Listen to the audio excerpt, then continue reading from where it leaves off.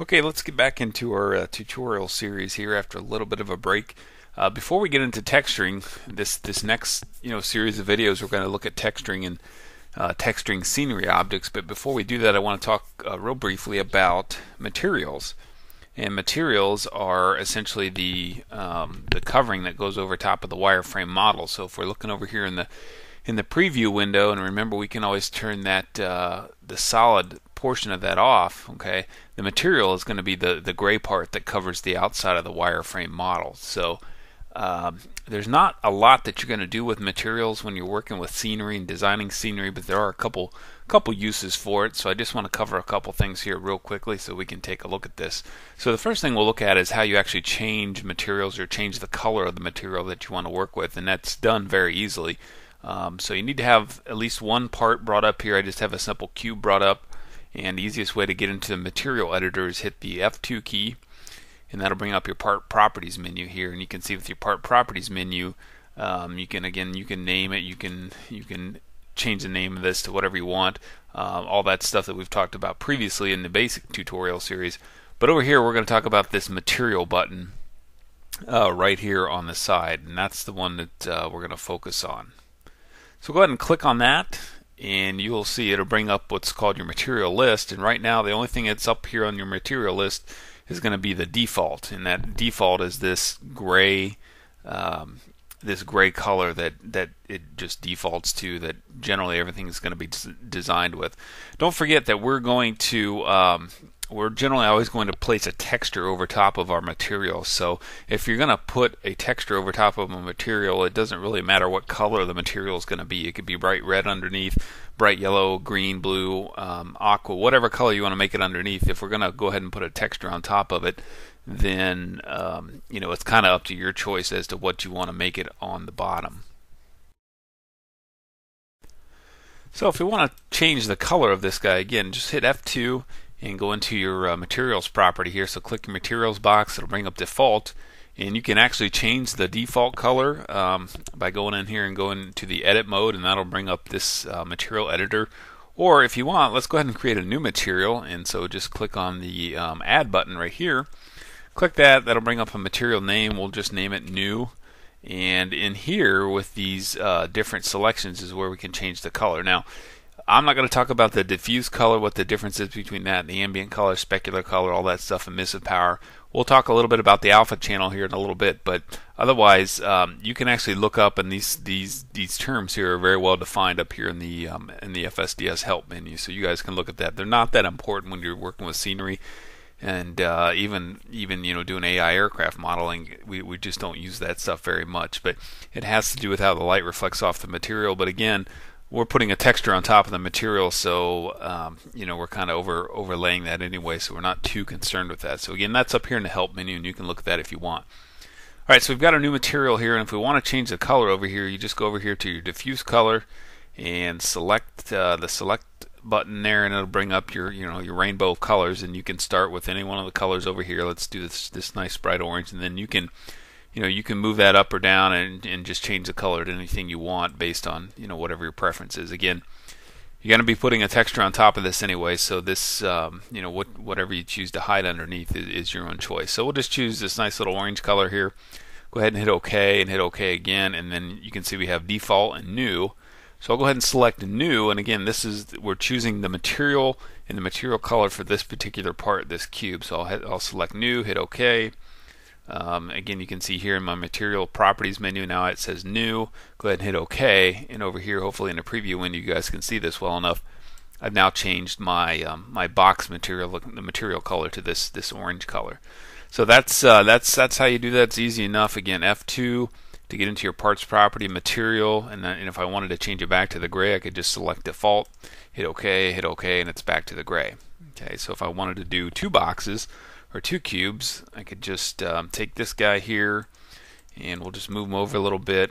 We'll copy and paste his buddy here. Again, quick shortcut, if I want to paste one on the exact opposite side, I can just go to the part properties menu, go to the axis location, go to the x-axis location, remove the minus symbol, and there's his buddy right on the other side. So the second one here, the second box, let's go ahead and make that our new material color. So again, go into parts properties, material, and new, and hit OK and OK, and then you can see the difference. So that's all there is to really selecting a material and a material color. There's really nothing more to it than that.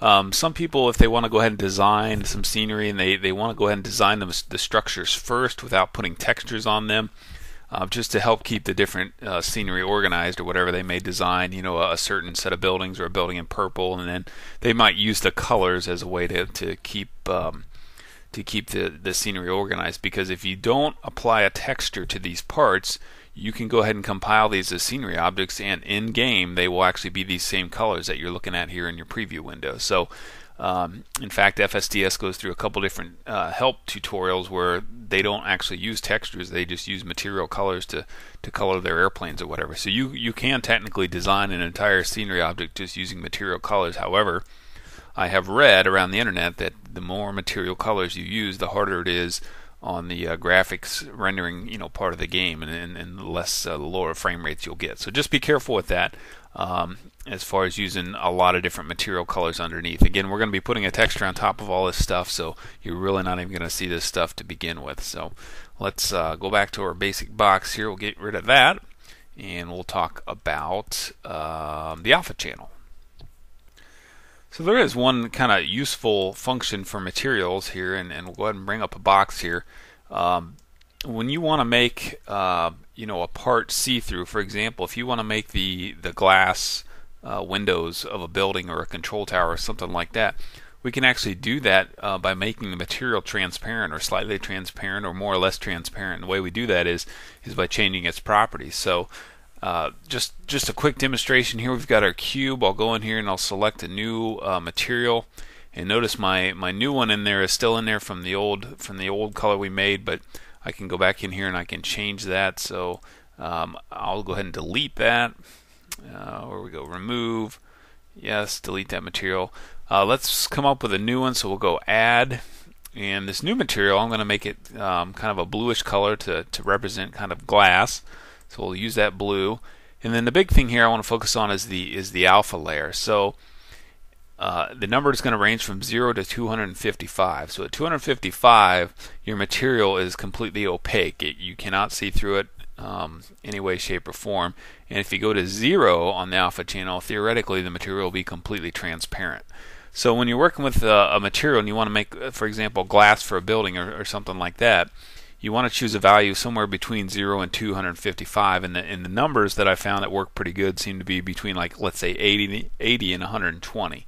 So that between 80 and 120 range seems to work out pretty good for, you know, giving you that kind of proper look that you would have with glass. But you can experiment with that. You can try with whatever you want. I'll go ahead and start with 100 here, and we'll go ahead and select OK. And again, that's my new color. It just automatically named it, so we'll go ahead and select that. Hit OK, and you probably can't see that very well against the background. Let me change the color of that. And again, we can go ahead and just change the color of our new material right away, or new color, by editing, and I'll choose a green so that it'll show up a little bit better against the background of the screen here. OK, and that probably didn't help you out any bit. Let's turn the lighting up a little bit. Turn the fill lighting up. There we go. Okay.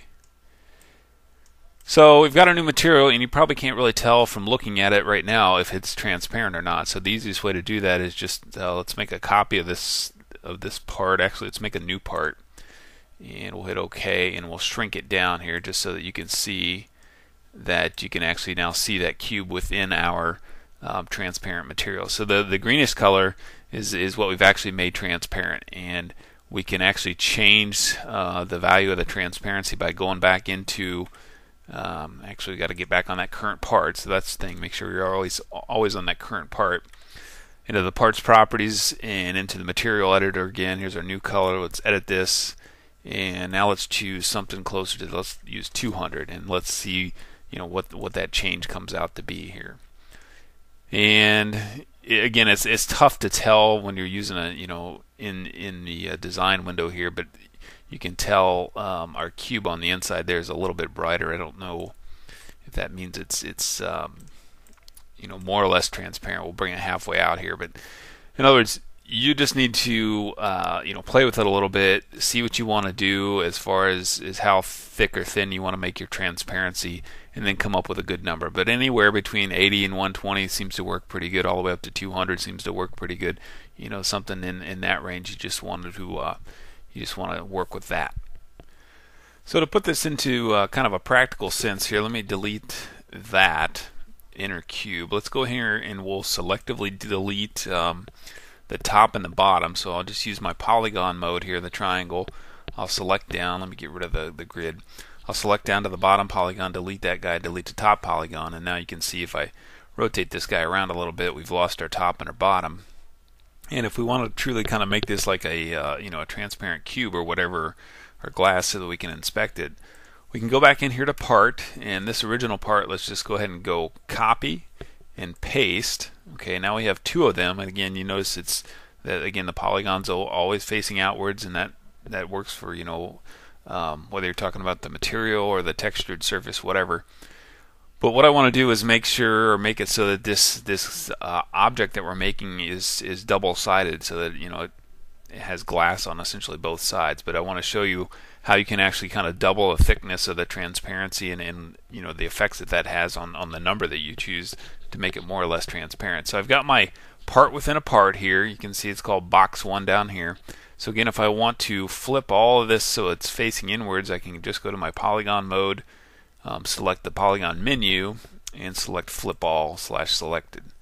And now you can see we've kind of restored our transparency. But now we basically got essentially what I would call like a glass surface on the inside and the outside. But you notice when I did that the transparency is now no longer as clear as it used to be, and that would make sense, right? Because now we have two sets of materials facing up against each other versus one. So if I delete this second box, you see it kind of goes back to the way it was. And again, let me undo that delete. Let me bring up a new box in here. We'll put him in here. We'll shrink him down a little bit just so we can see. So there's our cube structure, and there our box. And let me go back to my middle copied part. I'll delete that. So you can just kind of see, if I go back and forth here on this, that putting a second kind of material layer on the inside there will change the overall look of your transparency. So when you're making a window or something, keep that in mind. If you're making a window and you have no reason to have the structure seen from the inside out, there's really not a whole lot of reason to make that that second interior layer or whatever. So just keep that in mind. Alright, so the last thing we're going to do here is just get rid of this stuff, and we'll just turn this into a little practical exercise here. We will make just a real basic control tower, and we'll just color it with just the material color. So the easiest way I know how to do that is probably just start with a cube, and we'll go ahead and just let's get out of that a little bit. Let's scale him in a Y so that let me get my grid back in here so I can see where the ground is. So that he is there, and then I will bring him to the ground level. Okay, we'll center that back up, and let's see how tall that is. That says he's 97 meters tall. That's a little high for me in a control tower, so I will bring these guys down a little bit. And notice when I do that, notice the axis didn't change. So let me center that axis back up. It's always good practice. Alright, so there's our base of our control tower. And we want to put a tower cab. Actually, you know what? Yeah, we could do it this way. Let's put a tower cab on that with a glass. So I'm going to choose a tube. I'm going to give it 6 points per section. I'm going to give it just one section, and the radius of 1, the length of 1. That's not that important. Structure along the Y. Close left, right. Okay. That's good. We'll bring this guy up to the top real quick. Whoops, he's not very big. And we'll go ahead and just scale him here so that he kind of fits the size of the structure we're working with. That's good there. Let's scale him in the Y. There we go. Move him up in the Y so he's facing right there. Let's take a look at it here in my design window, see how we did. Oh, it's not perfect, but that's okay. Alright, I'm going to go ahead and scale the bottom set of points so that they're a little bit smaller than the top. So I'll restrict only the Y movements, and there's that kind of that look to the control tower where they have the slanted glass.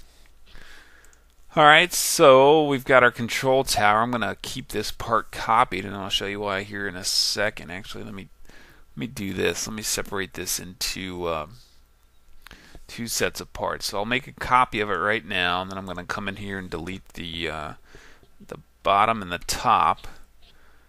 Alright, and then I will paste a new copy in here. In the new copy, I will delete all the sides, so that now I just have a top and a bottom, and I'll show you how, what I'm going to do with that here in a second. So we'll go back to my original kind of glass part here, and again we want to make that into our glass color. I've already got that glass color that's kind of stored in here, so we'll go into my material editor. I'll select the new color. We've already got the transparency all set up. I'll select it, and kind of there we go on the control tower.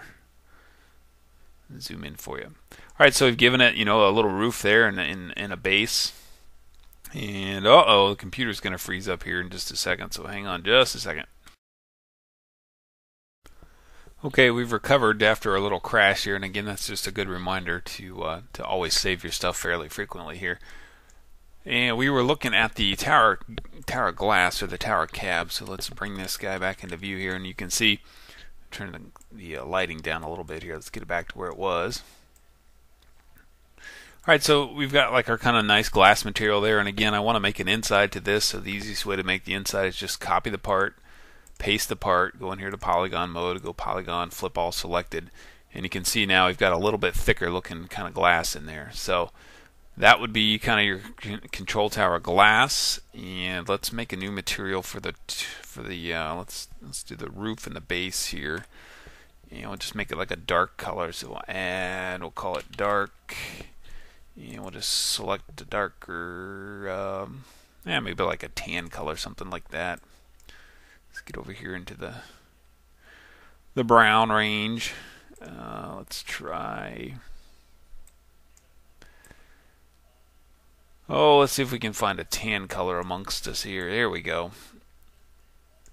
There we go. There's our tan color.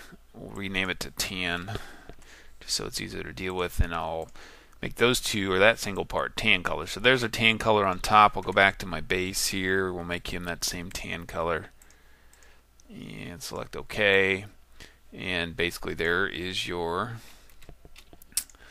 control tower. If we expand the view out here, just very basic. So obviously you would come along and you would texture the sides of the control tower and the top or whatever, and add antennas and whatever you want to add. But basically the point of this exercise here is we're just looking at the the material for the glass portion within. And again, the reason we might want to make that transparent, and you don't have to make that transparent, but the reason you might want to make it transparent is, let's say you want to come in here and make a figure, a person, a two-dimensional, one-sided or two-sided person here. You come in here and make yourself a little single polygon that you would then stick up here. Let's scale this a little bit. Oh, come on, behave. There we go. So you would bring this guy up here, and then you would stick him in the center there. And the idea being, you want to be able to see that guy from the outside looking through. So we would come in here and we'd eventually texture this polygon to look like a person on each side, or just one side using alpha channels, whatever. But the point being, you'd be able to see that person sticking through the side of the window there, even from a distance away in game, and that actually looks pretty good. So that's really all there is to working with materials. The glass thing is kind of that really only trick you need to really know about as far as scenery design. You guys can experiment with that. Just know that if you put a transparent or semi-transparent texture on top of a solid material, it's still going to be see-through. It's going to treat that as if the material itself was transparent. So everything we just did with materials and making the material itself transparent, we can actually do with a texture and making the texture transparent. So that's a whole nother ball game that we'll start getting into here in the next little set of tutorials that we're going to look at when we actually start working with textures. So that's it. Come see us in the Learning Center, as always, at our forums, Military AI Works forums. If you have any questions, we're happy to answer those, and we'll get working on the next set of tutorials. Thanks.